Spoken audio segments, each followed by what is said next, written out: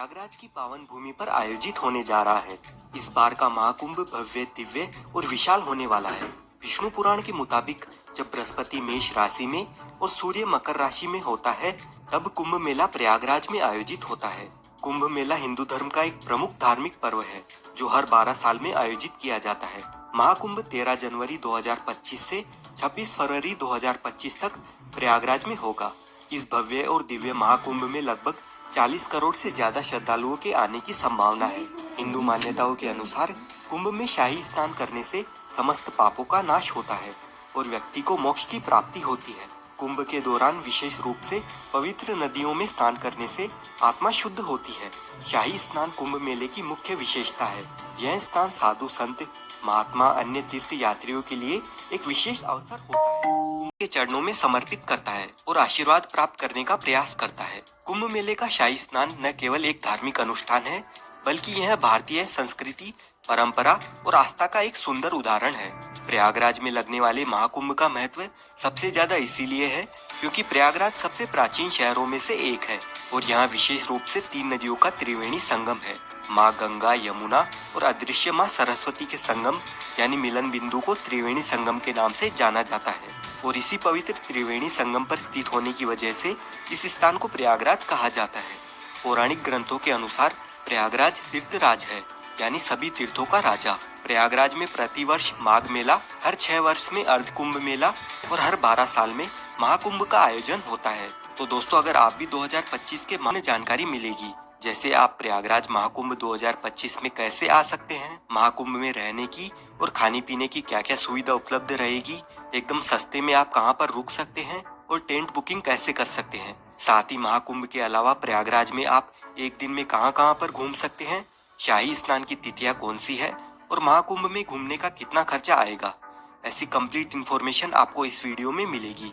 तो वीडियो को अंत तक जरूर देखिए ताकि आपको महाकुंभ 2025 की सारी जानकारी समझने में आसानी रहे और इसके साथ ही वीडियो को लाइक और चैनल को भी सब्सक्राइब कर लीजिए, क्योंकि ऐसे ही टूर गाइड वीडियोस और महाकुंभ 2025 से रिलेटेड वीडियोस आपको इस बार का ये महाकुंभ 45 दिन तक चलने वाला है, यानी कि हर दिन यहाँ पर आपको 3 से 4 करोड़ लोग देखने को मिल सकते हैं और इतने सारे श्रद्धालुओं के लिए महाकुंभ मेला क्षेत्र को 25 अलग अलग सेक्टर्स में बांटा गया है और इतने सारे लोग एक ही जगह पर गंगा स्नान तो नहीं कर पाएंगे, इसलिए 7 पक्के स्नान घाट भी बनाए गए हैं और साथ ही कुंभ मेले का क्षेत्रफल 3200 हेक्टेयर से बढ़ाकर 4000 हेक्टेयर किया गया है, जहां पर कल्पवासियों के लिए तंबू बने हुए हैं और यहां पर मेले के दौरान कई कथावाचक मौजूद होंगे जो कि कथा करेंगे। उनके लिए पंडाल बने हुए रहेंगे, लोगों के खाने पीने, सोने और शौचालय की व्यवस्था भी रहेगी और बहुत सारी चीजों की फ्री सेवा रहेगी। अगर अभी भी आपको लग रहा है कि यह कोई छोटा मोटा कुंभ है, तो आप इसका अंदाजा इस बात से लगा सकते हैं कि इस महाकुंभ को हैंडल करने के लिए यानी सिक्योरिटी देने के लिए 37,611 पुलिसकर्मी रहेंगे और इस पूरे संगम को साफ सुथरा रखने के लिए 22,000 से ज्यादा सुरक्षा कर्मचारी होंगे। इसके अलावा कई एनजीओ अपनी सेवा प्रदान करेंगे और इस पार से उस पार आने जाने के लिए गंगा यमुना की जलधारा पर 30 पीपा पुल का निर्माण हुआ है, जिसे पांटुल पुल कहा जाता है। यह मेला न केवल भारत के लिए बल्कि विदेशों से आने वाले लोगों के लिए भी एक महत्वपूर्ण अवसर है। ऐसे में प्रशासन ने इस भव्य आयोजन को सफल और सुरक्षित बनाने के लिए व्यापक तैयारियां की है।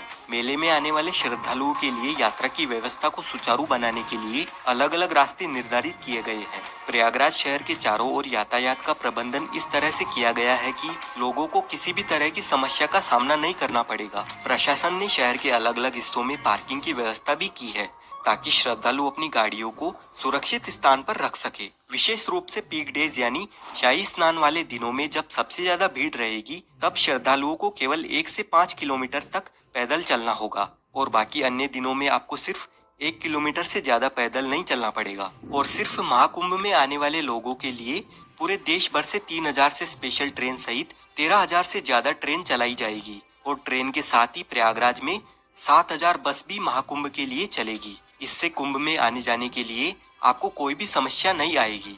अब बात कर लेते हैं प्रयागराज कैसे पहुंचा जाए। देखिए, प्रयागराज में काफी सारे रेलवे स्टेशन बने हुए हैं, जैसे Prayagraj junction, Prayagraj Rambagh, Prayag Sangam, Naini junction, Prayag Chheoki junction, Daraganj, Subedarganj, Bamrauli, Phaphamau junction और झूसी। अगर आपके यहाँ से इन रेलवे स्टेशन तक ट्रेन आती है तो आप इनमें से कहीं पर भी आ सकते हैं, जो कि त्रिवेणी संगम से 7 से 8 किलोमीटर के डिस्टेंस पर ही है।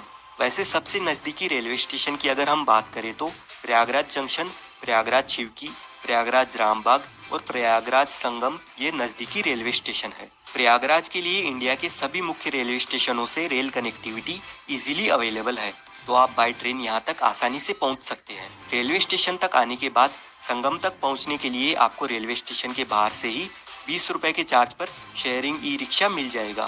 प्रयागराज पहुँचने के बाद सबसे ज़रूरी बात रहती है यहाँ पर रहने की क्या सुविधा है और टेंट बुकिंग कैसे करें।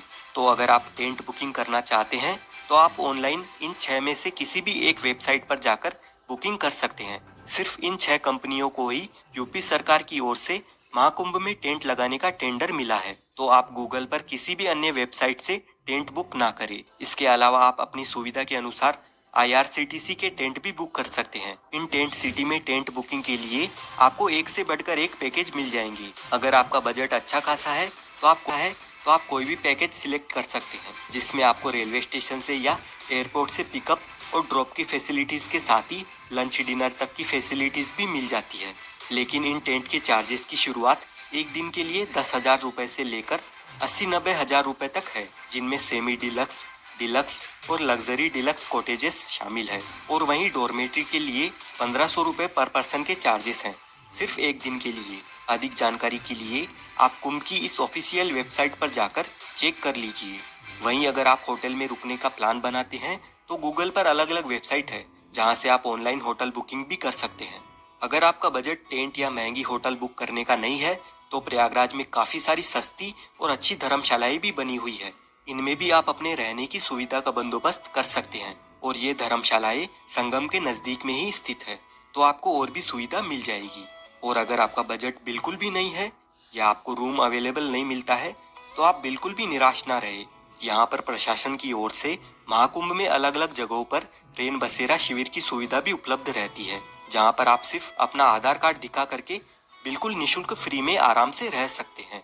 और अगर आप मेला परिसर में टेंट में रहना चाहते हैं और कल्पवास करना चाहते हैं तो आप यहाँ डायरेक्ट पहुंचकर किसी पंडित से जिन्होंने यहाँ पर टेंट लगाया है उनसे बात कर सकते हैं, और जो भी वह अमाउंट मांगेंगे अगर आपके बजट में हो तो आप उस हिसाब से अपना बंदोबस्त कर सकते हैं। बस आप कोशिश करें कि संगम के आसपास ही टेंट बुकिंग करें या होटल बुकिंग करें। और अगर त्रिवेणी संगम के पास आपकी टेंट बुकिंग नहीं हो पाती है तो आप होटल सिर्फ रामबाग या रेलवे स्टेशन रोड पर ही लेना, क्योंकि जितनी भी टूरिस्ट प्लेसेस है वो सभी रामबाग से 2 से 4 किलोमीटर के डिस्टेंस पर ही स्थित है। और यहाँ पर आपको सिर्फ 1000 से 2000 रुपए तक बढ़िया होटल मिल जाएगा। अब कुंभ मेले की महत्वपूर्ण तिथियों की बात करें तो 2025 में होने वाले महाकुंभ का आयोजन अत्यधिक भव्य और ऐतिहासिक होने वाला है। महाकुंभ जो भारत का सबसे बड़ा धार्मिक आयोजन माना जाता है, जिसमें करोड़ों श्रद्धालु देश विदेश से स्नान करने आते हैं और मोक्ष तथा पुण्य की डुबकी लगाते हैं। इस महापर्व में आस्था की डुबकी लगाने का हर एक स्नान विशेष महत्व रखता है, क्योंकि इन्हें धार्मिक दृष्टिकोण से बहुत ही पवित्र और लाभकारी माना गया है। जैसा कि हम सभी जानते हैं, महाकुंभ में स्नान की तिथियां ज्योतिष्य और धार्मिक मान्यताओं के आधार पर तय की जाती है और हर एक स्नान के पीछे एक धार्मिक मान्यता जुड़ी हुई है। पौष पूर्णिमा 13 जनवरी 2025 को महाकुंभ का आगाज होगा। अगले दिन मकर संक्रांति 14 जनवरी 2025 को होने वाला यह स्नान महाकुंभ का पहला प्रमुख स्नान माना जाता है। इस दिन गंगा, यमुना और सरस्वती के संगम में स्नान करना अत्यधिक पुण्यकारी होगा। फिर मौनी अमावस्या यानी 29 जनवरी 2025 को महाकुंभ का सबसे महत्वपूर्ण स्नान है। इस दिन गंगा, यमुना और सरस्वती के संगम में स्नान करना अत्यधिक पुण्यकारी होगा, जब सबसे ज्यादा श्रद्धालु पवित्र संगम में। महाकुंभ का सबसे महत्वपूर्ण स्नान है। इस दिन गंगा, यमुना और सरस्वती के संगम में स्नान करना अत्यधिक पुण्यकारी होगा, जब सबसे ज्यादा श्रद्धालु पवित्र संगम में डुबकी लगाते हैं और मौन रहकर इस दिन स्नान करने से कहते हैं कि मानसिक शांति और मोक्ष की प्राप्ति होती है। उसके बाद 3 फरवरी 2025 को होगा बसंत पंचमी का दिन, और इस दिन का स्नान खास तौर पर ज्ञान और बुद्धि की देवी माँ सरस्वती को समर्पित होता है। वहीं माघ पूर्णिमा 12 फरवरी 2025 के दिन संगम में स्नान करने पर व्यक्ति को जीवन में पूर्णता और शांति की प्राप्ति मिलने वाली है। आखिर में महाशिवरात्रि का पर्व 26 फरवरी 2025 को होगा और ये दिन भगवान शिव की आराधना के लिए बहुत ही महत्वपूर्ण माना जाता है। और इसी स्नान के साथ कुंभ का समापन भी हो जाएगा। एक बात